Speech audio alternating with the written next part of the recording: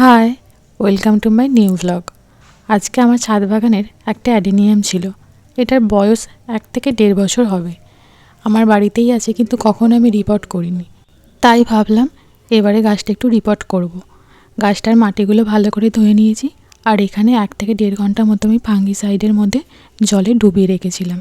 তারপর ভালো করে আমি কাঁচিটা স্যানিটাইজার করে নিচ্ছি। আর এর যে সমস্ত ছোট ছোট সরু সরু রুটগুলো আছে, সেইগুলো আমি কিছু কেটে দেব। সেগুলো কেটে দিলে নাকি গাছটা আরও তাড়াতাড়ি ভালোভাবে একটা গঠন নেবে। তো আমরা দেখতে পাচ্ছি এতেই একটা খুব সুন্দর একটা গঠন নিয়েছে। তারপর আমি কিছুটা ফাঙ্গিসাইড লাগিয়ে দেব। ভালো করে লাগিয়ে নিয়ে সমস্ত জায়গায় ভালো করে লাগিয়ে দিতে হবে, যাতে কোনো রকমভাবে কোনো ফাঙ্গাসের অ্যাটাক না হয়। এটা লাগিয়ে নেওয়ার পর আমি এটাকে একটা জায়গায় ভালো করে, যেখানে রোদ আসে না সেরকম জায়গায় ঝুলিয়ে রেখে দেব। 10 দিন মতো ঝুলিয়ে রাখবো।